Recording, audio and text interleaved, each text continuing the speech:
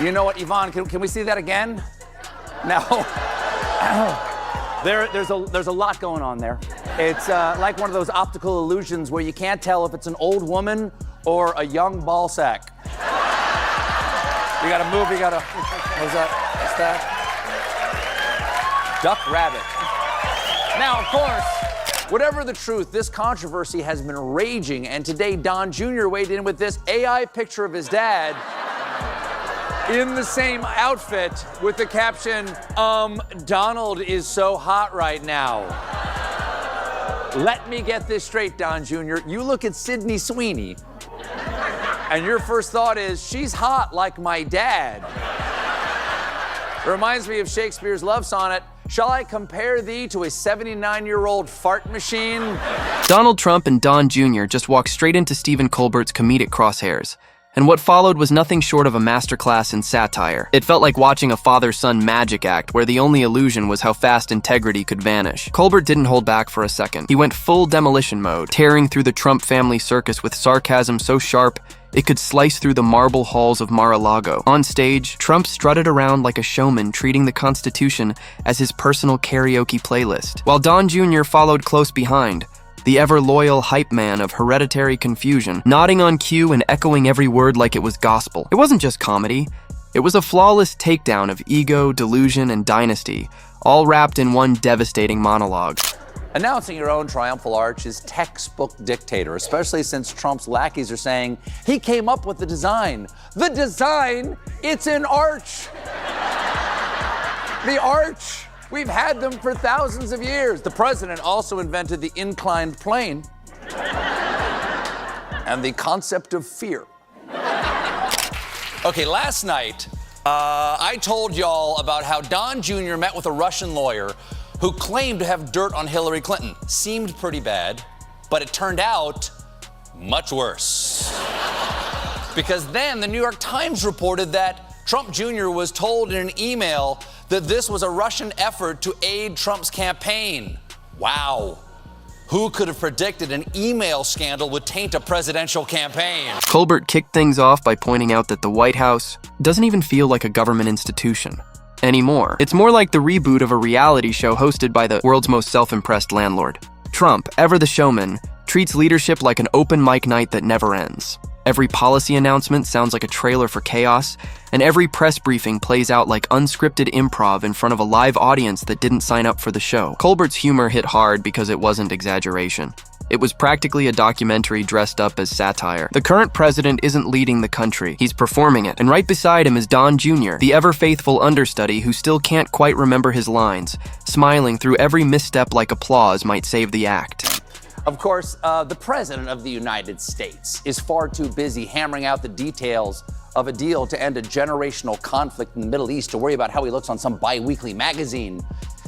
You would think, but of course he posted, Time magazine wrote a relatively good story about me, but the picture may be the worst of all time.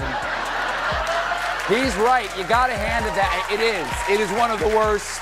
Colbert compared the Trump administration to a dysfunctional family business where customer service died the moment nepotism took over. Don Jr., the heir to his father's misplaced confidence, has somehow become the living embodiment of trust fund enthusiasm. Loud, eager, and perpetually missing the point. He tries to project authority but ends up sounding like a man auditioning to be his father's echo in an off-Broadway satire. Colbert roasted him perfectly, mocking how Don Jr. confuses Instagram engagement for political influence.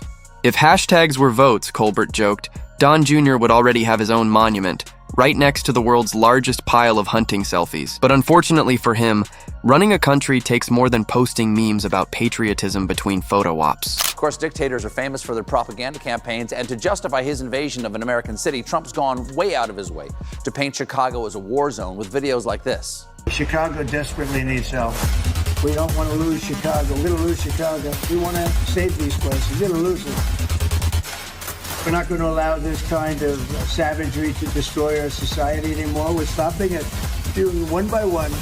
I can't believe that's what Chicago looks like now, because it doesn't. Meanwhile, Trump has turned the Oval Office into a permanent stage for his ego's longest-running residency, a one-man show where every spotlight is self-directed. Every decision looks less like it came from a briefing and more like it was approved by the nearest mirror. Colbert nailed it when he called it governing by gut instinct and Google search.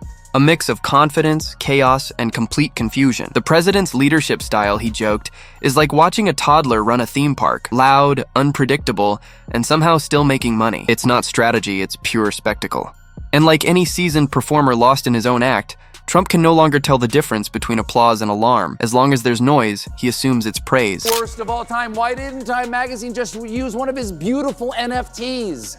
Like the one of him solving horse crimes, or the one where he has an extremely casual attitude toward highway safety, or this classic portrait of Trump's high-level summit with King Flaming Space Lion, or you want a flattering photo for the cover of Time? How about this one? Colbert couldn't help but laugh at the irony of a man who claims to be tough on corruption while surrounding himself with advisors who treat subpoenas like RSVP invitations to a gala. It's like watching someone brag about how spotless their house is while standing in the middle of a glitter factory explosion. The Trump brand of transparency, Colbert joked, is truly one of a kind. The kind where every time you pull back a curtain, there's just another curtain waiting behind it. And Don Jr.'s defense of it all only adds to the comedy, as if yelling fake news somehow counts as proof of competence.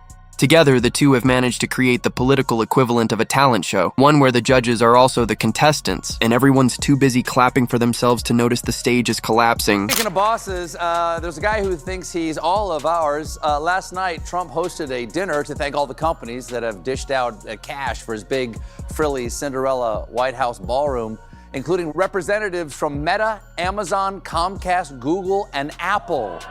What? Every tech company gave Trump money? Well, fine. I don't need those companies. I'll do my internet searches the old-fashioned way with a land. Colbert dove straight into Don Jr.'s lifelong mission to win his father's approval, a crusade so relentless it's basically become his career. The son has turned defending the indefensible into an art form, praising his father's brilliance with the devotion of someone hypnotized by a flashing neon sign that just says, Dad. Every scandal becomes proof of genius. Every blunder a misunderstood act of brilliance. Colbert joked that watching Don Jr. justify his father's chaos is like watching a dog try to explain algebra. Loyal, sure, but completely impossible. Trump's obsession with optics, Colbert noted, is unmatched. He governs like an influencer managing a brand deal where lighting, framing, and headlines matter more than substance. Don Jr. clearly inherited the flair, but not the finesse. Where Trump can fake charisma through sheer volume, Don Jr. just looks like a man rehearsing how to be his father in a hotel mirror. Colbert painted the dynasty as a family business powered by slogans, fumes, and self-congratulation, a franchise built on noise, not ideas. Even Trump's leadership meetings, he said, feel like chaotic episodes of The Apprentice without a plot, where loyalty is currency and confusion is the mission statement. The only constant in the chaos is Don Jr., clutching onto that confusion like a family heirloom, proudly turning the art of missing the point into his full-time political identity. Know what these emails are? We did not know if these emails were even real. How would we ever see them? For that, Donald Trump Jr. would have to tweet them out this morning at 11 a.m. What are you doing? Who told him to do this? Does he even have a lawyer? Because you rarely see a cop show where the lawyer bursts into the interrogation room and shouts, "Keep talking. In fact, tweet out everything you know." Then came Colbert's deep dive into Don Jr.'s public persona, a cocktail of bravado, deflection, and endless dad worship. He's like a motivational speaker who only manages to motivate himself, filling his speeches with words that sound powerful until you realize they don't actually form a coherent thought. Colbert mocked the dynamic perfectly. A son trying so desperately to escape his father's shadow that he accidentally builds an even bigger one. Don Jr. wants to be a warrior, but he keeps tripping over his own slogans. Meanwhile, Trump's behavior gives Colbert an endless reservoir of material. The president's habit of declaring victory before anything even happens has turned every news cycle into a victory lap around absolutely nothing. Colbert compared it to celebrating a touchdown during the coin toss, confident, loud, and entirely premature. His so-called leadership isn't governance, it's performance art, led by a man who treats consequences like conspiracy theories made up by critics. Every scandal becomes an encore, every controversy a tour stop as he performs outrage and ego on repeat. Colbert marveled at the irony of Trump still branding himself as the voice of the common man while living like the billionaire mascot for entitlement. His version of relating to working-class America is signing autographs on hard hats he's never worn. The spectacle of authenticity has become his act. Empathy performed for the cameras while the real decisions unfold behind closed doors. Don Jr. inherited that same playbook, mastering the art of pretending to be relatable while vacationing on private jets and hashtagging it as hard work. Now, Trump can't legally change World Cup locations because it's up to FIFA to choose the sites, and they can't be pressured by Trump, is what I would have said before I found out that Trump has hosted FIFA President Gianni Infantino at the White House multiple times, and also invited Infantino to the global summit in Egypt to discuss the Gaza ceasefire deal. Now, it might surprise some people to have a sports figure at a peace summit, but remember, the key negotiator at the Camp David Accords was the Philly fanatic. Riffing on their dynamic, Colbert turned the Trump father-son bond into the comedic centerpiece of his segment, a Shakespearean farce where the king craves applause and the prince begs for approval. Don Jr.'s entire existence, Colbert joked, revolves around the impossible task of making his father proud, a challenge so demanding it should be recognized as an Olympic event. Every time Trump declares himself the greatest president in history, Don Jr. nods with such intensity you'd think he was trying to earn freedom through neck strain. Colbert described their public appearances as a duet of delusion, performed under patriotic lighting. Trump thunders, Don Jr. echoes. Trump boasts, Don Jr. applauds. It's not strategy, it's choreography. A perfectly synchronized dance of ego and validation. Together, they could turn a press conference into a Broadway audition for America's most misunderstood family. Their chemistry, Colbert noted, is undeniable, mostly because it's the only thing holding their fractured narratives together. Then came the knockout blow. Colbert's take on the Trump legacy. He compared it to a family-owned restaurant where the health inspector has been permanently locked outside. Every scandal becomes an ingredient, every policy a serving of confusion topped with a generous sprinkle of self-praise. Trump, he said, built his presidency the same way he builds his towers. Tall on the outside, hollow on the inside. Don Jr., meanwhile, sells that legacy like a used car salesman at a clearance event. Every speech an infomercial for loyalty programs that never actually deliver. At this point, Trump isn't even trying to hide his awfulness. His critics accuse him of being a wannabe dictator, so what does he do? He sits down with Hungarian dictator and elephant seal barking for a trout, Viktor Orban. Orban went down to Mar-a-Lago on Friday for an official fake state visit with the not president. Orban's a bad guy. In the last decade, he has weakened the institutions of democracy, eroded the legal system, and eliminated effective opposition. Did you ever know that you're my hero? Colbert's sarcasm hit its peak when he tore into the Trump administration's obsession with loyalty. To them, he said, loyalty isn't a virtue, it's currency. The second you stop clapping, you're erased from the family portrait. Don Jr. treats dissent like a foreign language he refuses to learn, while his father demands devotion and the son delivers it with interest. Together, they've turned the U.S. government into a family business running on emotional invoices. Colbert skewered Trump's endless need for validation, comparing him to a man constantly refreshing his own approval ratings like their Instagram likes. Every rally, he said, is a therapy session disguised as patriotism. Every crowd, an audience for his insecurity. Don Jr. fuels it all, turning every compliment about his dad into a campaign slogan, convinced that volume equals vision and hashtags count as strategy. The whole thing plays out like a political soap opera so theatrical, it could win a daytime Emmy. Colbert didn't let up on Trump's media habits either, mocking how the president consumes news like a man staring into a mirror, only interested in the parts that reflect his greatness. Trump's relationship with facts, he joked, is about as stable as his relationship with weather forecasts. If it doesn't flatter him, it must be fake. And through it all, Don Jr. defends this worldview with the enthusiasm of a knight guarding a cardboard castle, attacking journalists as if accountability were a contagious disease. By the end, Colbert quipped, the two of them have turned denial into the official Trump family crest. And you have to go through the arms up beep boop over here, but it's a royal welcome for the baby in the metal stroller, which could be made of knives for all we know. And why do I have to take my pants off? Why? I don't understand. Why do I have to drop trow and take out my laptop and grip it between my butt cheeks and walk through the metal detector like this? Like that? Why am I doing that? Then I have to turn around And somebody's got to come over and grip him with their buck cheeks and take it the rest of the... Colbert's masterstroke came when he tied the Trump family circus to the collapse of political seriousness itself. The Trump era, he said, has turned governing into an endless reality show where drama replaces dialogue and chaos is mistaken for charisma. The nation isn't being led anymore, it's being entertained. Trump performs outrage, and Don Jr. sells it in bulk, acting as the hype man for dysfunction and the spin doctor of scandal. Together, they've turned public service into self-service, craving admiration while dodging accountability. Trump's speeches are marathons of self-praise, and Don Jr.'s social media posts are just louder echoes of the same narcissism. What's worse, they genuinely believe they're misunderstood heroes. It's not delusion, it's dynasty-level denial. Colbert mocked Trump's obsession with grandeur, the gold trim, the handshakes, the parades, joking that if symbolism were substance, Trump would have solved every national crisis by now. Don Jr., meanwhile, idolizes that pageantry, mistaking glitter for greatness and applause for approval.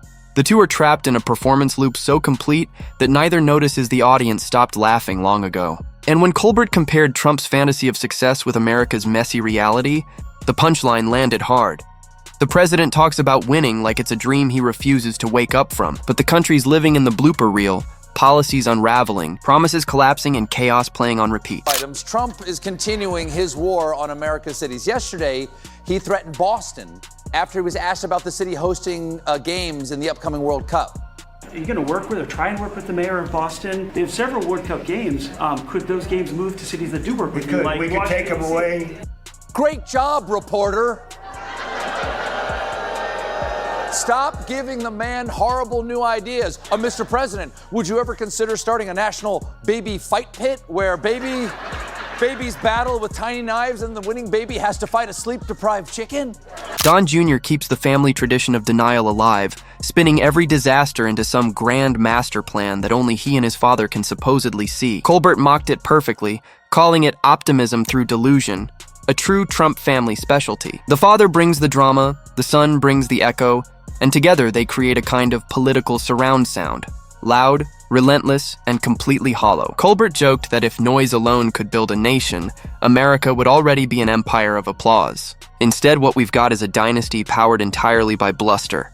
He tore into Don Jr.'s attempts at political commentary, describing them as TED Talks sponsored by caffeine and confusion. The son tries so desperately to sound like a policy expert that he ends up sounding like a motivational poster full of typos. Trump, meanwhile, mistakes confidence for competence and conviction for knowledge, a dangerous combo that turns every press conference into an improv act. Together, they're like two students who don't understand the homework but can't wait to grade each other's papers. Colbert laughed at how Trump uses every crisis as stagecraft. Every scandal becomes an audition, every investigation a new plot twist, and like clockwork, Don Jr. follows his father's lead, defending every controversy with the zeal of a man convinced the critics are just jealous. They've built an entire worldview where failure is rebranded as genius, and criticism is treated like proof of conspiracy. A family business powered by denial, polished with delusion, and sold as destiny. Trump also made things super awkward with Italian Prime Minister Giorgia Meloni. We have a young woman who's... I'm not allowed to say it because usually it's the end of your political career if you say it. She's a beautiful young woman, but I'll take my chances. Where is she? There she is. You don't mind being called beautiful, right? Because you are. That is pure, no, ladies and gentlemen, that is pure diplomacy. Madam Prime Minister, with all due respect, you are hotter than Jessica Rabbit in a burger bikini, would you? As Colbert's roast deepened, he marveled at the Trump family's uncanny ability to survive scandal by simply pretending its success. Trump calls failure strategy, and Don Jr. calls it strength. Together, they've turned outrage into opportunity, manufacturing chaos like it's America's newest export. It's not governance, it's ego-driven improvisation. Colbert saved his sharpest wit for their father-son dynamic, describing it as a Greek tragedy performed by real estate moguls. The father demands adoration, the son delivers devotion, and both feed each other's delusion until reality becomes optional. The only thing stronger than their bond, Colbert joked, is their mutual resistance to self-reflection. Trump's obsession with comparing himself to past presidents, as if greatness were measured by volume, is only amplified by Don Jr., who worships his father as a legend for surviving the messes he creates. It's not admiration, it's addiction. They can't function without the constant hum of attention. Colbert laughed that if silence ever fell across their world, both men would start tweeting just to hear themselves think. Then came his closer, a perfect fusion of humor and truth. The Trump era, he said, isn't a political movement, it's a televised inheritance. Trump performs power like it's his brand, and Don Jr. markets that performance like it's destiny. Together, they've replaced leadership with legacy management. The father thrives in chaos because it's the only place his contradictions make sense, and the son thrives on imitation because it's the only way he knows how to stay relevant.